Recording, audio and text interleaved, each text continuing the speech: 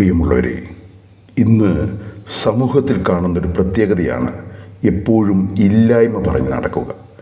മറ്റുള്ളവരിലേക്ക് വിരൽ ചൂണ്ടി, ഓ അവൻ്റെ വീട് കണ്ടോ, അവൻ്റെ തെങ്ങിൻ്റെ കായ്ഫലം കണ്ടോ, ഇങ്ങനെയൊക്കെ പറഞ്ഞ് സ്വയം ഇല്ലായ്മയുടെ കഥകളുമായി നെടുവീർപ്പിടുന്നവർ ഓർക്കുക. ദൈവദത്തമായി നമുക്ക് ലഭിച്ചതൊക്കെ എവിടെ, നാം എങ്ങനെ അത് വിനിയോഗിച്ചു? ചിലർക്ക് സ്വത്തുണ്ടായിരിക്കും, മറ്റുള്ള ചിലർക്ക് സ്വത്തും സ്ഥലവും ഒന്നും ഉണ്ടാകണമെന്നില്ല. പക്ഷേ ദൈവം നൽകിയ കഴിവും ബുദ്ധിയും ഉപയോഗിച്ച് അവൻ ഉന്നതിയിലെത്തുന്നു. ഇതിനെന്താണ് ആവശ്യം? നാം അത് ഓർത്തിട്ടുണ്ടോ? ദൈവം തന്ന കഴിവുകളെ തിരിച്ചറിയാനും ആ കഴിവുകൾ കൂടുതൽ ഉജ്ജ്വലമാക്കി വളർത്താനുമുള്ള ആർജവത്വം നമ്മളിൽ ഉണ്ടാകാൻ സാധിച്ചാൽ വിജയം നമുക്കായി ദൈവം ഒരുക്കും. ഇതിനോട് ചേർന്നൊരു വിഷയമാണ് ഇന്ന് ചിന്തിക്കാനായി ദൈവം നൽകിയിരിക്കുന്നത്. ദൈവദത്തമായ കഴിവുകൾ തിരിച്ചറിയുക. ഞാൻ സോണി കൊണ്ടാടൻ. ഇന്ന് രാവിലെ എൻ്റെ പ്രിയപ്പെട്ട ഒരു ആത്മസുഹൃത്ത് എനിക്കൊരു മെസ്സേജ് അയച്ചു. ഇസ്രായേൽ പ്രസിഡന്റ് ബെഞ്ചമിൻ നെതന്യാഹുവിൻ്റെ പ്രസംഗത്തിലെ ഏതാനും ഭാഗങ്ങളായിരുന്നു അത്. അതിലൊരു ചെറിയ രാജ്യത്തെക്കുറിച്ച് പറയുന്നു. 75 വർഷങ്ങൾക്ക് മുമ്പ് എല്ലാവരാലും പുറന്തള്ളപ്പെട്ട ഒരു കൊച്ചു പ്രദേശമായിരുന്നു ഞങ്ങളുടേത്. കേവലം 65,000 പേരായിരുന്നു ഞങ്ങളുടെ ജനസംഖ്യ. ഞങ്ങൾക്ക് പറയാനുമായി ഒരു രാജ്യമോ സൈന്യമോ ഒന്നും തന്നെ ഇല്ലായിരുന്നു. ദുർബലരായ ഞങ്ങളെ ആക്രമിക്കാൻ ലബനോനും സിറിയയും ഇറാഖും ജോർദാനും ഉൾപ്പെടെ 7 രാജ്യങ്ങൾ രംഗത്തെത്തി. ദയയുടെ ഒരു അംശം പോലും കാട്ടാൻ തയ്യാറാവാത്തവർ ഞങ്ങളെ തുടച്ചു മാറ്റുവാൻ ഒന്നിച്ചു ചേർന്നു. പക്ഷേ ദൈവം അമേരിക്കയുടെ രൂപത്തിൽ ഞങ്ങളുടെ മുമ്പിലെത്തി. ഞങ്ങൾക്ക് കുറേ സ്ഥലം അവർ ദാനമായി നൽകി. അതിൽ 65% ഫലരഹിതമായ മരുഭൂമിയായിരുന്നു.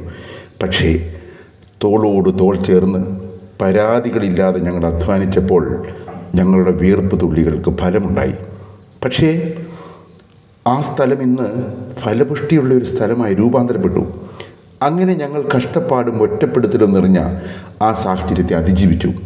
സ്പെയിനും ഹിറ്റ്ലറും അറബ് രാജ്യങ്ങളും സദാം ഹുസൈനും ഒക്കെ ഉയർത്തിയ ഭീഷണികൾ ഞങ്ങൾ വിജയപൂർവ്വം അതിജീവിച്ചു. 52 തവണയാണ് ഞങ്ങൾ ആക്രമിക്കപ്പെട്ടത്. എന്നിട്ടും തകർന്ന് തരിപ്പണമാക്കപ്പെട്ട ഞങ്ങൾ പുനർജനിച്ചു. പക്ഷെ അവർ പലരും ഞങ്ങളിൽ നിന്ന് തട്ടിയെടുത്തു. അവരുടെ സംസ്കാരത്തിൻ്റെ തിരതള്ളലിൽ അബ്രാഹം ഇബ്രാഹിമായും സോളമൻ സുലൈമാനായും മോസസ് മൂസയും ഒക്കെ മാറി. പക്ഷേ ഇന്ന് ഇൻ്റർനെറ്റും അത്യന്താധുനിക മാർഗങ്ങളും ഒക്കെ ഞങ്ങളുടെ മക്കൾ പഠിച്ചു. ഞങ്ങൾ ജെറുസലേം, ദൈവത്തിൻ്റെ പ്രിയപ്പെട്ടവർ, ദൈവം ഒരിക്കലും തകർക്കാൻ അനുവദിക്കാത്ത ജനസമൂഹമായി ഞങ്ങൾ ഇന്ന് നിലകൊള്ളുകയാണ്. പ്രിയപ്പെട്ടവരെ, അദ്ദേഹത്തിൻ്റെ പ്രസംഗം അവസാനിപ്പിക്കുന്നത് ഇങ്ങനെയാണ്: ഞങ്ങൾ ദൈവകരങ്ങളിൽ സുരക്ഷിതരാണെന്ന ഉറച്ച വിശ്വാസം ഞങ്ങളെ നയിക്കുന്നു. യൂതിത്ത് 13:11 പറയുന്നൊരു വാക്യം അദ്ദേഹം സൂചിപ്പിച്ചു: നമ്മുടെ ദൈവം എപ്പോഴും നമ്മോട് കൂടെയുണ്ട്. ന്യായാധിപൻ 18:6 പറയുന്നു: സമാധാനമായി പോകുവിൻ, നിങ്ങളുടെ യാത്രയിൽ കർത്താവ് നിങ്ങളെ സംരക്ഷിക്കും.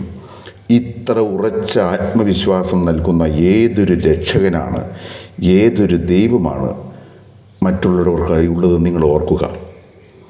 എല്ലാവരാലും ആക്രമിക്കട്ട് തകർന്ന് തരിപ്പണമായി എന്ന് ചിന്തിച്ചവർക്ക് മുമ്പിൽ ഇന്ന് അജയ്യരായി ലോകത്തിന് മുമ്പിൽ നിലകൊള്ളുന്ന ഇസ്രായേലിൻ്റെ ചരിത്രം നമുക്ക് പ്രചോദനഹേതുമാകട്ടെ. പരിശുദ്ധാത്മാവിൻ്റെ സാന്നിധ്യ ശക്തിയാൽ ദൈവം നമ്മിൽ നിക്ഷേപിച്ച കഴിവുകളെ തിരിച്ചറിഞ്ഞ് പരാതിയും കണ്ണീരും മാറ്റി ദൈവഹിതത്തിന് ചേർന്ന രീതിയിൽ അധ്വാനിക്കാൻ തയ്യാറാവുക. യോഹന്നാൻ 14:14 പറയും: നിന്റെ ഹൃദയം അസ്വസ്ഥമാകണ്ട. ദൈവത്തെ കൂട്ടുപിടിച്ച് നാം നടത്തുന്ന ഈ ജീവിതയാത്ര ഇസ്രായേലിനെ പോലെ അതിശക്തമായി നമ്മളെ ഉയർത്തും. മാനുഷിക മൂല്യങ്ങൾക്ക് വില നൽകി കരുണയും സ്നേഹവും പങ്കുവെച്ച് മുന്നേറൂ. വഴികൾ നൽകി ഊർജവും ശക്തിയും നൽകി നമ്മെ അവിടെ നയിക്കും. ഉണർന്നെഴുന്നേൽക്കാം. സത്യത്തിൽ നിന്ന് വ്യതിചലിക്കാതെ ദൈവവചനത്തെ മുഖ്യ ആയുധമാക്കി മുന്നേറാം. വിജയദാതാവായ ദൈവം തന്നെ അനുഗ്രഹം വർഷിക്കട്ടെ. എന്നെ ശ്രമിച്ച എല്ലാവർക്കും നന്ദി. വീണ്ടും ദൈവം അനുവദിച്ചാൽ അടുത്ത ആഴ്ച മറ്റൊരു വിഷയമായി നാം കണ്ടുമുട്ടാം. നന്ദി.